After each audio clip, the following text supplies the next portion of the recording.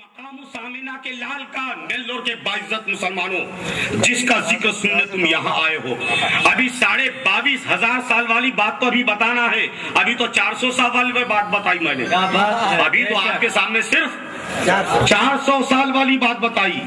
अभी वो हिंदुओं ने जो मंदिर बनाया वहां 1000 साल पहले क्या लिखा हुजूर के बारे में वो भी बताऊंगा, और उसके बाद 22,500 साल पहले हुजूर के बारे में क्या पैगाम लेकर आए थे फरिश्ता जिब्राइल, वो भी सुनाऊंगा। बैठने की ताकत तो है ना थोड़ी देर आओ भाई, जिसका सुनने का इरादा हो जरा हाथ उठाओ यार। ये तो सब माशाल्लाह नहा धोकर बैठे हैं। सुभान अल्लाह। देखो भाई, यहाँ से नहीं, यहाँ से नहीं, जरा यहाँ से बुलंद आवाज से दरूद पाक पढ़े। अल्लाहुम्मा सल्ली अला सय्यदना शफीअना हबीबना मौलाना मुहम्मदिन मादिन जुदवल करम मंबइल इल्म वल हिकम व आलिहि व अस्हाबी व बारिक व सल्लिम सलातुम व सलामन अलैहि या रसूल अल्लाह सल्लल्लाहु अलैहि वसल्लम। दक्षिण भारत की बड़ी नदियां कितनी है?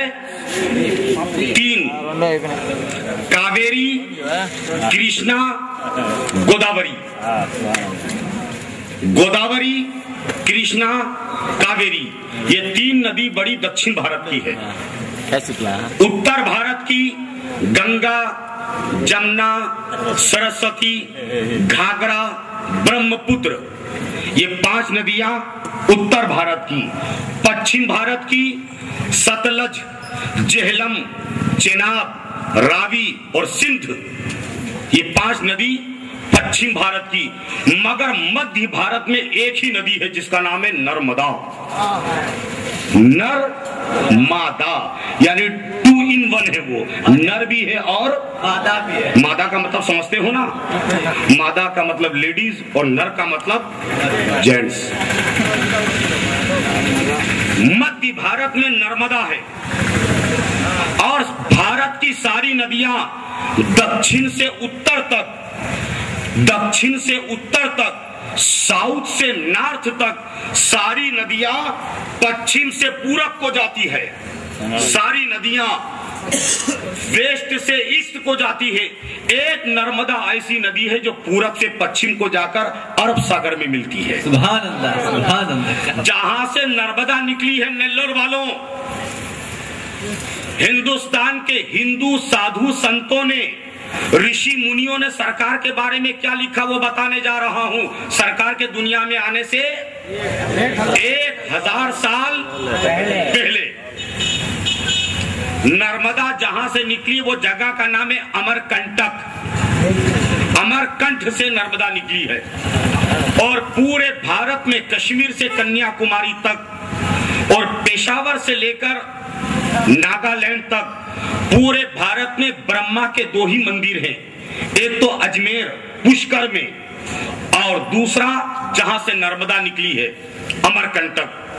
अमरकंटक का मंदिर आज से 2500 साल पहले सम्राट विक्रमादित्य ने बनवाया था। जो लोग हिस्ट्री जानते हैं उन्होंने इस नाम को बार बार किताबों में पढ़ा होगा। 6वीं, 7वीं, 8वीं, 9वीं और 10वीं 5 क्लासों में सम्राट विक्रमादित्य का जिक्र है, इतिहास में, हिस्ट्री में, तारीख में। तो ये सम्राट विक्रमादित्य हुजूर के दुनिया में आने से 1000 साल पहले का राजा है ये। इसने वो ब्रह्मा का मंदिर बनवाया अमरकंटक में।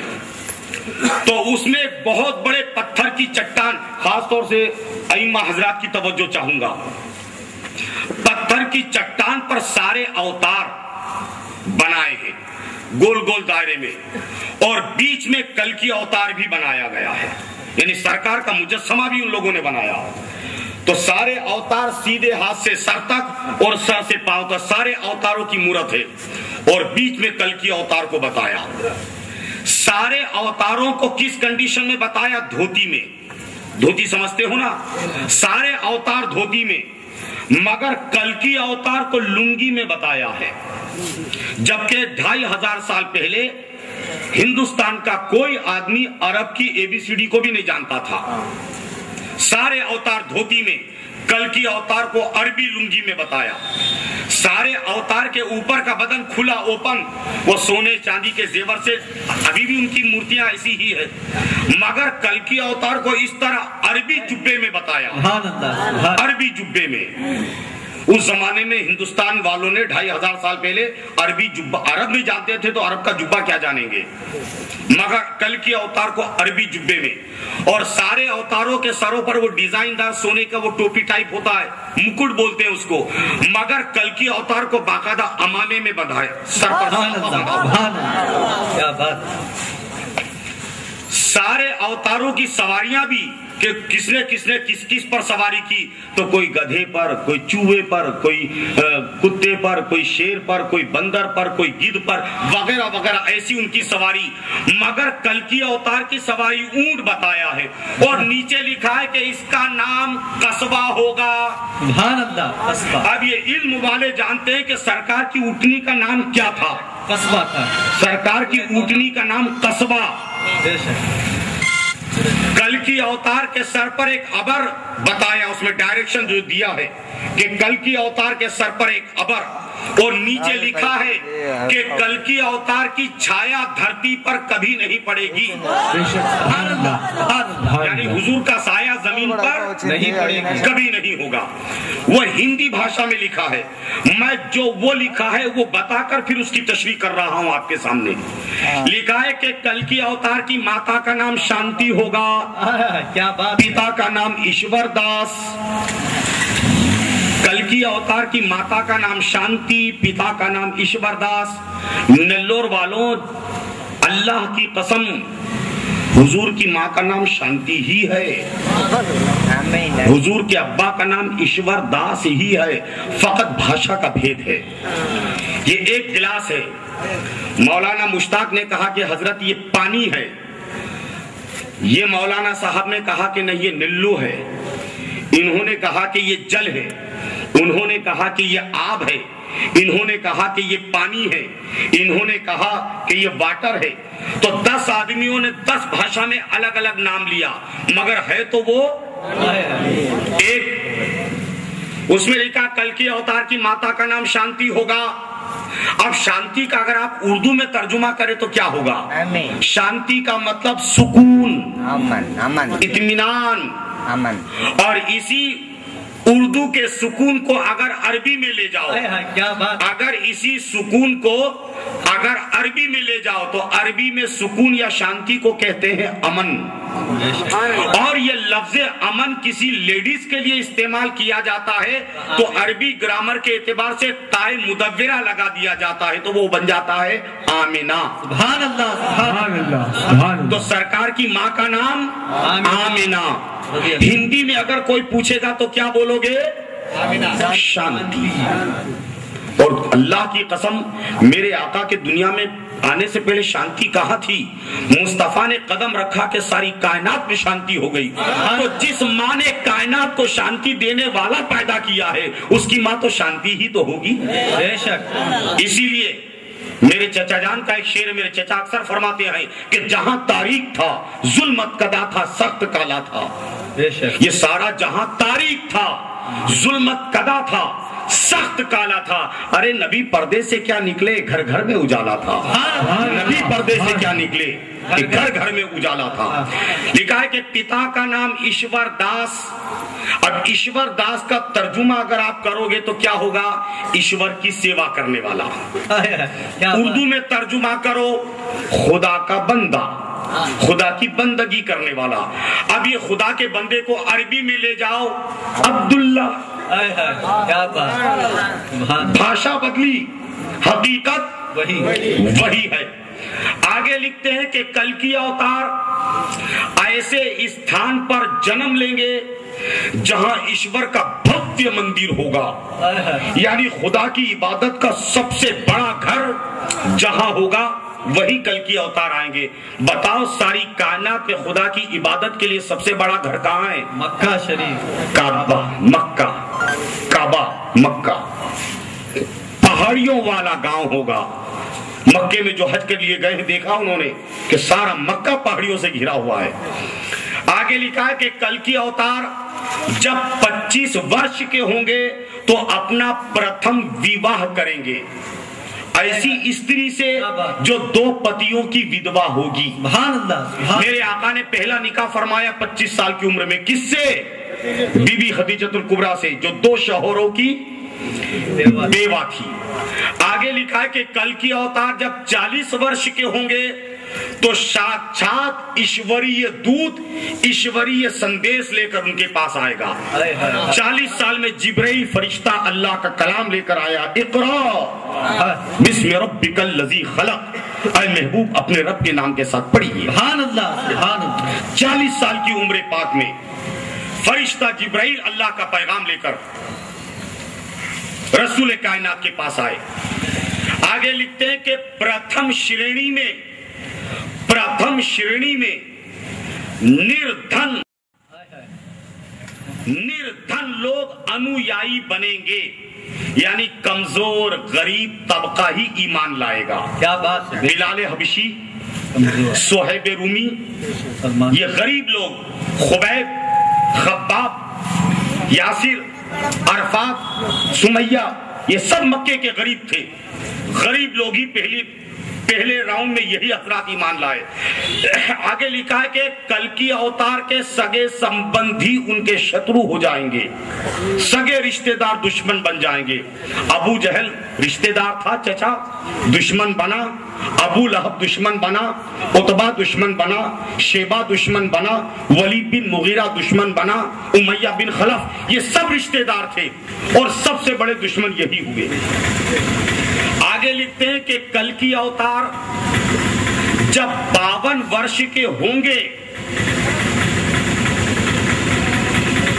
क्यों रोक रहे हो, जाने दो ना, बिलावल वहां जहां उनको रब ने बुलाया, यानी ला मका पर बुलाकर खुदा ने अपना दीदार अपने महबूब को करवाया।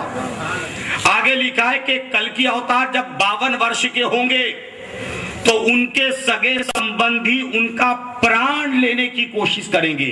कत्ल का पूरा प्रोग्राम बनाया था। 52 वर्ष की आयु में कल की अवतार ऐसे गांव में शरण लेंगे जो खजूरों वाला गांव होगा। 52 साल की उम्र पाक में मेरे आका ने जो है मक्के से मदीना हिजरत फरमाई और मदीना खजूरों वाला मकाम। आगे लिखते हैं कि कल की अवतार ईश्वरीय धर्म की रक्षा के लिए ईश्वरीय शत्रुओं से प्रथम युद्ध करेंगे तो उनके अनुयायी 313 होंगे, शत्रु हजारों की तादाद में होंगे। बताओ किताबों के पढ़ने वालों, क्या बात है, जंगे बद्र में रसूल पाक के साथ कितने लोग थे? 313 और अबू जहल की कमान में हजारों लोग थे। आगे लिखते हैं कि प्रथम युद्ध में ईश्वर कल की अवतार की सहायता के लिए पर वाले युवा भेजेगा। पर वाले युवा थे तो बगैर दाढ़ी मूंछ के थे इसलिए युवा कहा और पर वाले कहा। और जंगे बद्र में अल्लाह ताला ने रसूल कायनात के साहबा की मदद फरिश्तों के जरिए की। ये सारी किताबें तारीख इस्लाम में है। वो आगे लिखते हैं कि कल की अवतार जब ईश्वरीय शत्रुओं से द्वितीय युद्ध करेंगे तो खुद भी रक्तपात होंगे। जब सरकार ने दूसरी जंग फरमाई, जंग ओहद, तो सरकार खुद भी लहूलुहान हुए, दंदाने मुबारक शहीद हुए, खुद की कड़िया पेशानी में सरकार के। ये सारी बातें तारीख इस्लाम में है। आगे लिखते हैं कि कल की अवतार ईश्वरीय धर्म की संपूर्ण स्थापना करने के बाद की उम्र में। आगे लिखते हैं कि कल की अवतार के 4 उत्तराधिकारी होंगे। मैं तुमसे पूछता हूं कि हुजूर के खलीफा कितने? मौला अली। उसमें लिखा है कि कल की अवतार के प्रथम द्वितीय उत्तराधिकारी उनकी पत्नी के पिता होंगे, यानी ससुर होंगे। हजरत अबू बकर की बेटी बीबी आयशा सरकार के निकाह में, हजरत उमर की बेटी बीबी हफ्सा सरकार के निकाह में। तो प्रथम द्वितीय पहले दूसरे उनकी पत्नी के पिता यानी उनके ससुर होंगे। तृतीय चतुर्थ उत्तराधिकारी उनकी सरकार की बेटी बीबी जैनब, रुकैया, कुलसूम और बीबी फातिमा। बेटे 3 हजरत अब्दुल्ला जिनको तैयब व ताहिर कहा जाता है, हजरत कासिम और हजरत इब्राहिम। लिखते हैं कि तीनों पुत्र शिशु आयु में ही ईश्वर के वहां प्रस्थान करेंगे, यानी तीनों शहजादे बचपन में ही अल्लाह के घर चले जाएंगे। तीनों बेटे पर्दात फरमाया, तीनों शहजादों ने बचपन में। आगे लिखा है कि कल की अवतार की अंतिम पुत्री के 2 पुत्र होंगे, यानी आखिरी बेटी के जहर दिया और उनके ही अनुयायी, यानी कोई गंगाराम तोताराम नहीं, अल्लाह अकबर कहने वाला, दाढ़ी वाला, मौलाना जुब्बे वाला जहर देने वाले थे इमाम हसन को, कोई दूसरा नहीं आया था। द्वितीय पुत्र को उनके ही अनुयायी रक्तपात करके मारेंगे, खून में लहूलुहान करके। करबला में बताओ फातिमा का लाल खून में लहूलुहान हुआ। नेल्लोर के 22 मुसलमानों, मैं रफीक आलम हुसैनी आपके सामने एक बात रख रहा हूं, बताओ वो कौन सा ऐसा इल्म था, कौन सा वो इल्म था कि अभी सरकार कायनात दुनिया में आए नहीं, आने से 1000 साल पहले हिंदुस्तान के ऋषि मुनियों ने सरकार का पूरा बायोडाटा लिखकर चले गए, आल औलाद तक लिखकर चले गए, खलीफाओं के नाम तक लिखकर चले गए, खलीफाओं की तादाद लिखकर चले गए, खलीफाओं का रिश्ता, जंगे बदर का हाल, जंगे ओहद का हाल, मेराज का हाल, मक्के का हाल, मदीने का हाल, मदीने की कैफियत। वो कौन सा ऐसा इल्म था कि अभी सरकार आए नहीं, भारत में न मक्के का चर्चा है न मदीने का चर्चा है, मगर अल्लाह अल्लाह, अरे दुनिया की निगाहों में मक्के का चर्चा, तेरे हबीब का चर्चा तूने तेरे हबीब को दुनिया में भेजने से पहले भी करवाया और आज भी करवा रहा है। नारे तकबीर, अल्लाहु अकबर।